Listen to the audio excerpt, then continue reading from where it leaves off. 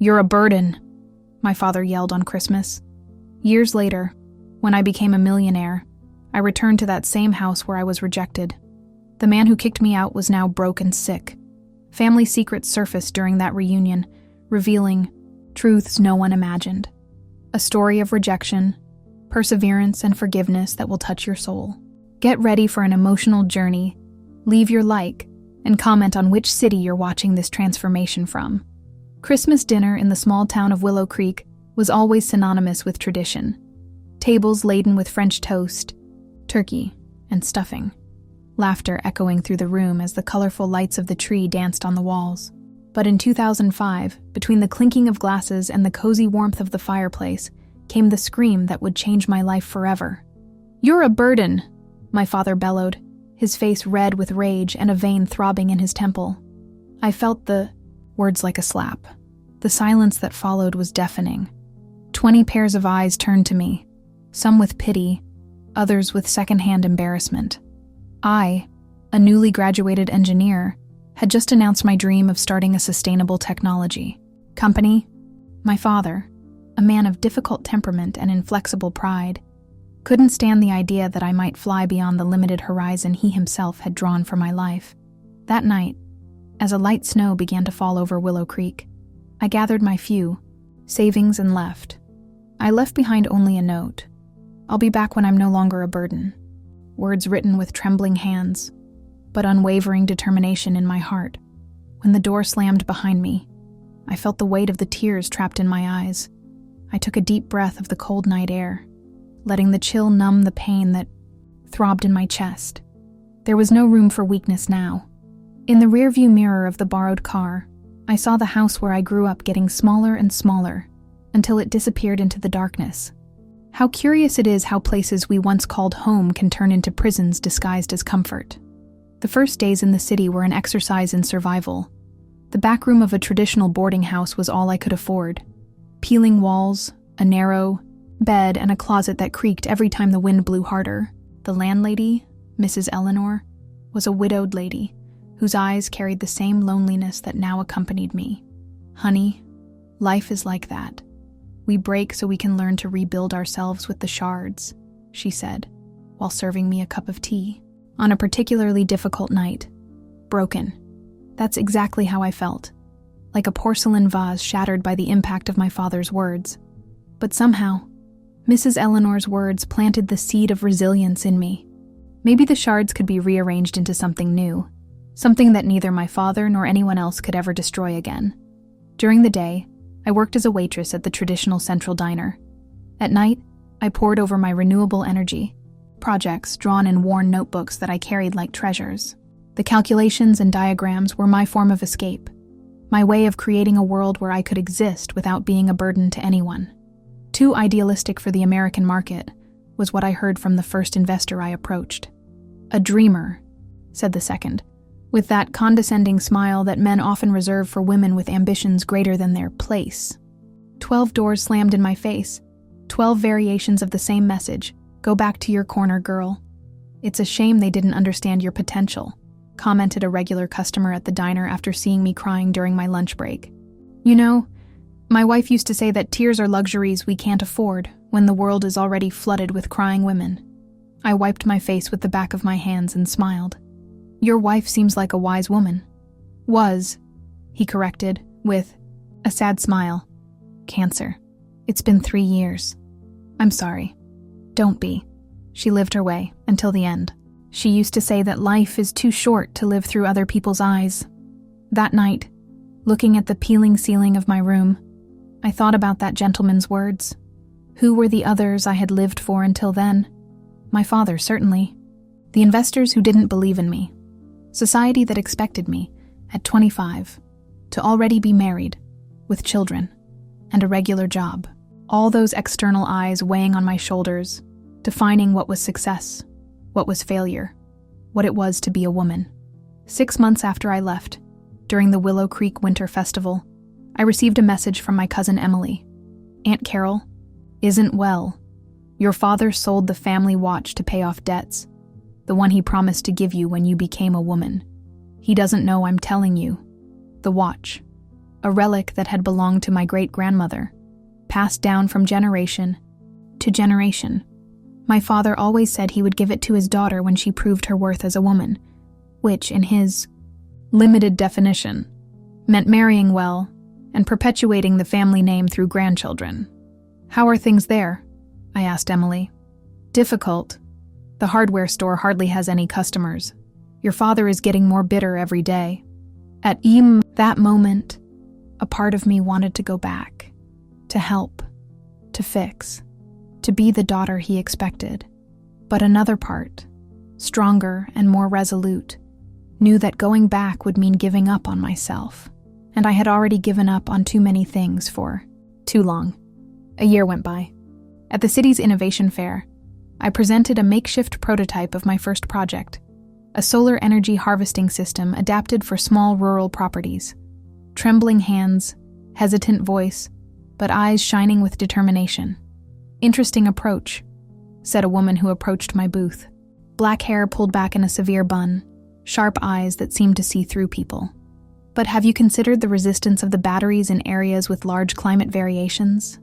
That's how I met Helen, an environmental engineer, owner of a sustainable consulting firm, and, as I would later discover, a survivor of her own story of family rejection. She saw something in me that I couldn't even fully see in myself. Potential, yes, but also an almost feral determination to prove my worth. "You have hunger in your eyes," she told me as we had coffee after the fair. "That's good. Hunger moves mountains." With Helen's support, I transformed my embryonic project into a structured proposal. Sleepless nights, calculations and recalculations, market research. My room at the boarding house was gradually taken over by papers, models, and material samples. Mrs. Eleanor, now like a foster mother, brought tea and commented that I was too thin for such a pretty girl. "Beauty doesn't pay the bills, Mrs.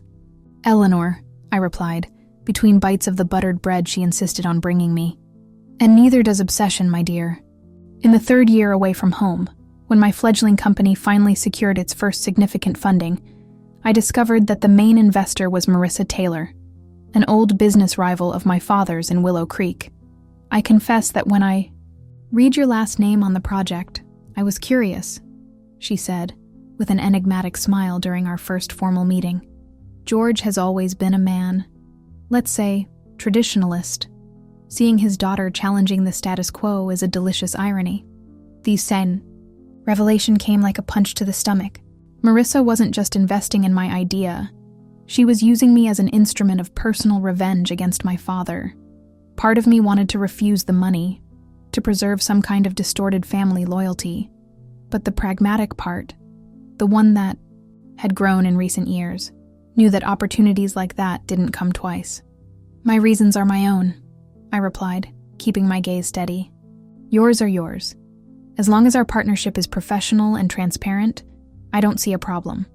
Marissa smiled, seemingly satisfied with my answer. "Your father once said I didn't understand anything about business because I was just a woman. It seems he was wrong about many things." With Marissa's investment, Solaris Energy began to take shape. I hired my first employees, we rented a small warehouse on the outskirts of the city, and we started producing the prototypes on a larger scale. The first pilot project was implemented in a rural community near Willow Creek, a deliberate choice, I admit. I wanted my work to reach my father's ears not as a distant rumor, but as a tangible reality, close enough for him not to be able to ignore. It was around this time that I received an unexpected letter from my mother. Trembling handwriting, simple. Paper. Words filled with a barely disguised despair. "My daughter, I know you promised not to return until you proved your worth. I respect your decision, even though my mother's heart bleeds every day without news from you. I'm organizing a charity bazaar with local crafts to help families in need, including ours. Your father won't admit it, but we've lost almost everything in recent years. The store is about to close. He's too proud to ask for help. I'm too proud to accept defeat without a fight.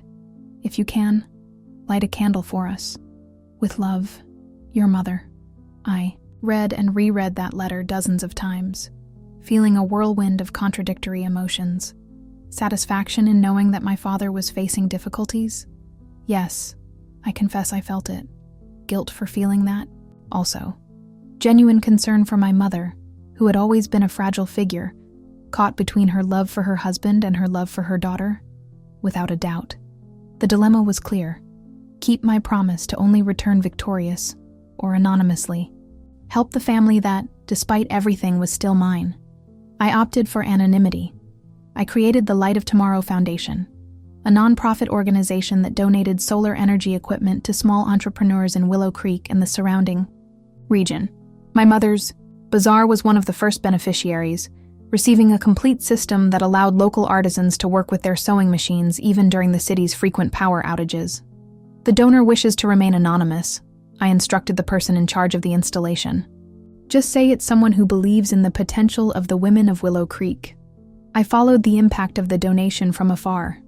Through local newspaper clippings that Helen sent me, I saw how the traditional Willow Creek embroidery, now produced with clean and uninterrupted energy, began to gain regional notoriety. My mother, once a shadow beside my father, smiled in a photograph, proudly explaining how the new system had transformed the artisan's production. In the 5th year of my journey, Solaris Energy was no longer a distant dream, but a consolidated reality. We employed 30 people, had projects implemented in 3 states, and were beginning to attract the interest of specialized media. That's when I received an invitation for an interview in Sustainable Innovation magazine. The reporter, a young enthusiast of environmental issues, asked about my inspirations and path to where I was. Some people need applause to move forward, I replied. Others are driven by challenges.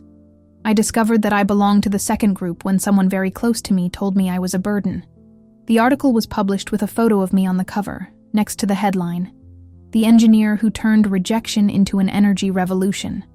It wasn't exactly the headline I expected, but it was certainly impactful enough to attract attention. And it did. 2 weeks after publication, I received a partnership proposal from a company in Willow Creek. The document was formal, impersonal, but the address and company name made it clear. George Mendez & Sons, my father's hardware store, apparently revamped and with a new sustainable solutions department. Helen found the situation hilarious. He probably doesn't even know it's you. He probably saw the article, liked the idea, and wants to jump on the bandwagon. I decided to schedule a meeting.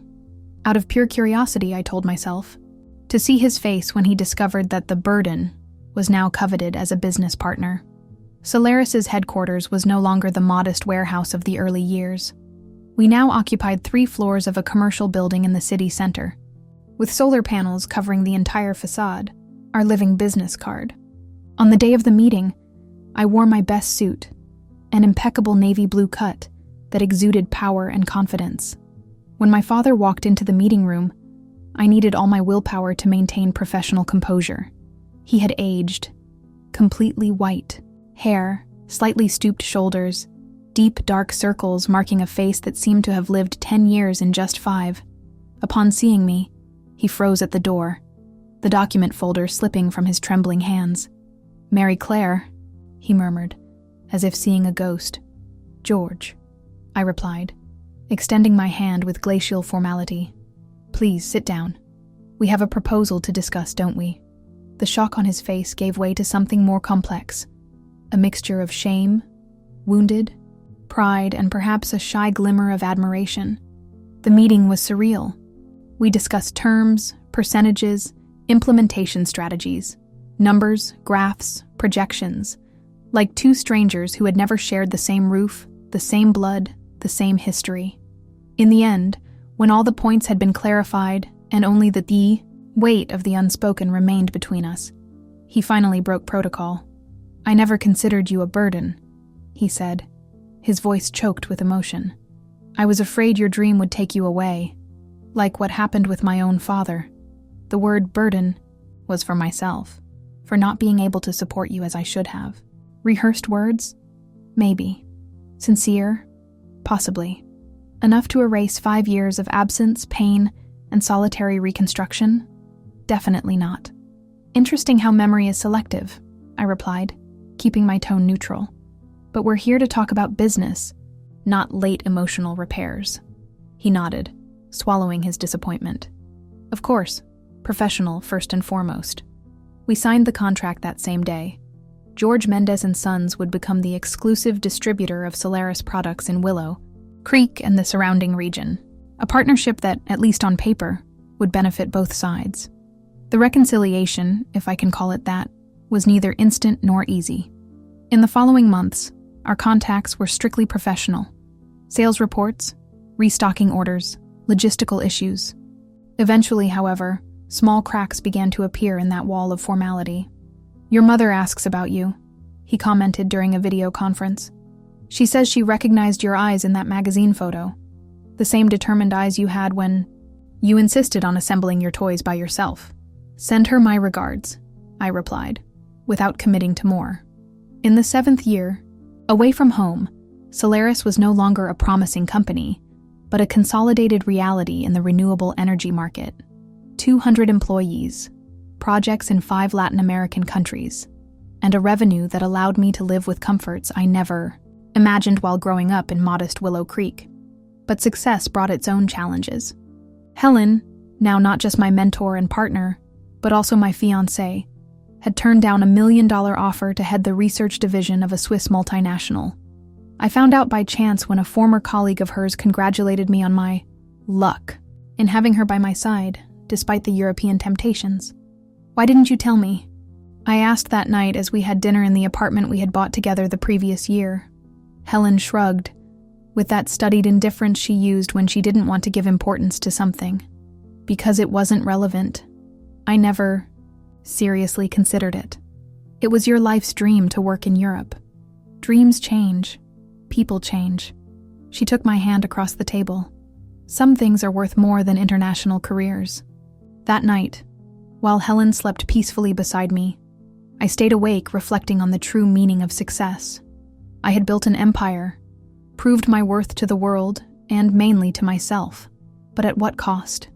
What parts of my humanity had I sacrificed on the altar of ambition?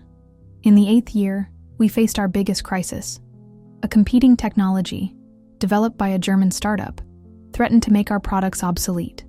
The flexible solar panels they had patented were 30% more efficient than ours and cost 15% less to produce. Solaris's shares plummeted almost 40% in a single week. It was at this critical moment that I received an unexpected call from my father. "I know I have no right to interfere in your business," he began hesitantly, "but I remember when you were a child. You were fascinated by the water mills on the farms around Willow Creek. What does that have to do with our current situation?" I asked, with no patience for nostalgic digressions amid the corporate chaos. "Those mills work even on cloudy days when the sun is weak. What if you combine the technologies, solar and hydro, working together in an integrated system?" The suggestion seemed absurdly simple at first, almost naive, but the more I thought about it, the more sense it made. Tradition meeting innovation, the past and the future coming together in a solution that no one had considered precisely because it was so obvious. I convened our engineering team. We worked for 3 months nonstop, adapting, testing, reconfiguring. Thus was born the Solaris hybrid system, which combined the efficiency of solar panels with turbines inspired by the old water mills of Willow Creek. The innovation not only saved the company, but catapulted it to a new level. We received the National Sustainable Innovation Award, and Solaris's shares tripled in value in less than a year. "Your father is a genius disguised as a hick," Helen joked as we celebrated the award with champagne. "He's a complex man," I replied, allowing myself, for the first time in many years, to recognize his humanity beyond the hurt. As the 10th Christmas since my departure approached, I made a decision that surprised even myself. I bought the old family home in Willow Creek, abandoned for years after my parents moved to a smaller apartment. I hired architects, decorators, and landscapers. In 3 months, the property was transformed, the traditional structure preserved, but the interior completely renovated with sustainable technologies. I sent invitations for a renovation celebration to be held on Christmas night. Family members, old neighbors, employees of George Mendez and Sons, and the entire executive team of Solaris. That night, As snow gently covered the roofs of Willow Creek, the old Mendez family home shone like a beacon of light and warmth. Lights, powered by solar energy stored during the day. Heat generated by a biomass system developed by Solaris especially for cold regions. When my father and mother arrived, I could see a mixture of emotions in their eyes. Surprise, nostalgia, maybe, a little guilt, but also pride. Yes, pride for the daughter who had left as a burden and returned as an accomplished woman. After dinner, when everyone was gathered in the newly renovated living room, I handed my father a small box, wrapped in gold paper. "What is this?" he asked, his hands trembling. "Open it," I simply replied. Inside the box was the family watch, the same one he had sold to pay off debts, and that I had tracked down and bought back after years of searching. "How?"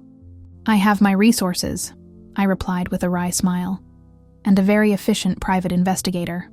Next to the watch was an envelope. Inside it, the majority share certificate of Solaris Energy, now in his name. "I never wanted to prove you wrong," I said as the guests watched our exchange in respectful silence. "I wanted to prove that we could both be right, each in our own way." He tried to speak, but the words seemed to fail him. Instead, he did something he hadn't done since I was a little girl. He hugged me, an awkward, stiff hug, as if his body had forgotten how to show affection, but sincere.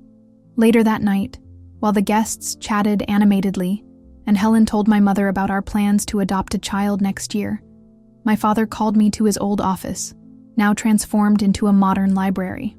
From a drawer, he took out an old diary, bound in leather worn by time.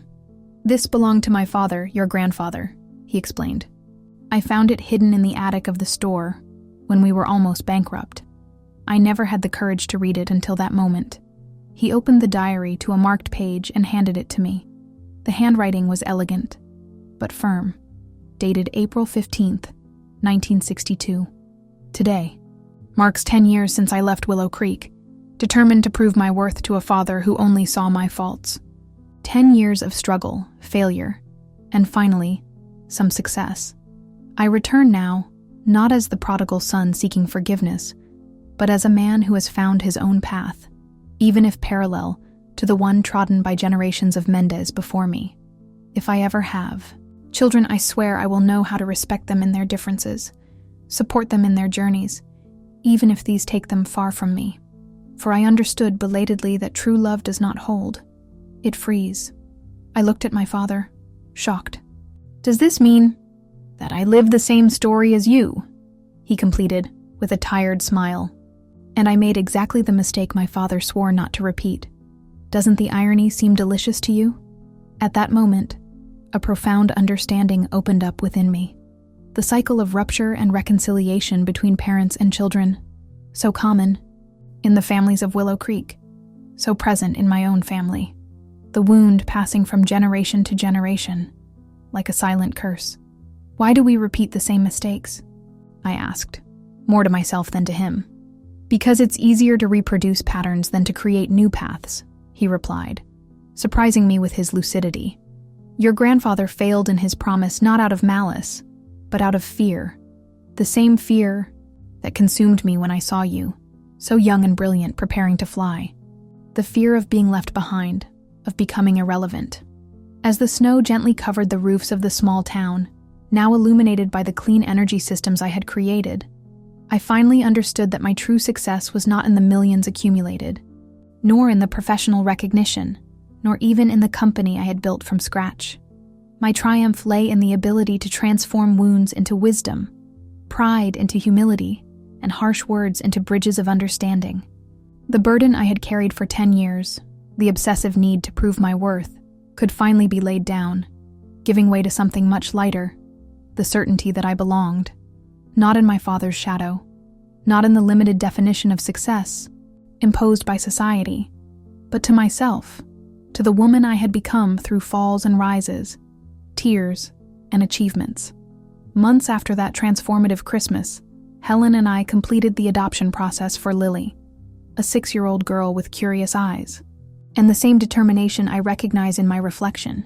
My father and mother became devoted grandparents compensating with Lily for the time and affection that, for various reasons, they hadn't fully known how to show me. The Light of Tomorrow Foundation expanded its projects, now officially managed by the Mendez family as a whole, a way of giving back to the world and perhaps of personal redemption. The craft bazaar started by my mother became a successful cooperative, exporting traditional Willow Creek embroidery to several countries. And me? I continued to lead Solaris, but with a new perspective on success and failure, value and purpose.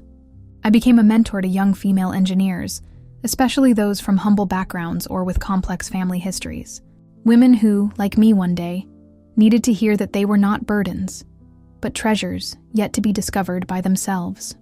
On winter nights, when snow falls gently over Willow Creek and the family home glows with lights powered by the energy I helped develop, I tell Lily stories about watermills and persistent dreams, family watches and cycles that can be broken. "Will you teach me to build things like you, Mommy?" she asks, her eyes shining with curiosity. "I'll teach you something even more important," I reply, stroking her hair. "I'll teach you to build yourself, every day, with the materials that life offers you, whether they are perfect or broken." And when my father, now a man with completely white hair and slower steps, asks if I regret leaving that Christmas night so many years ago, I answer with the honesty I've learned to cultivate. "I don't regret leaving, Dad. I only regret that it was necessary. But maybe it was the only possible path for both of us. Sometimes, we need to get lost to find ourselves." The family watch, now restored and working perfectly, marks the hours on the living room wall, a silent reminder that time, that relentless master, transforms everything, wounds into scars, hurt into understanding, distance into renewed closeness, and that some journeys, no matter how painful, are worth every step taken.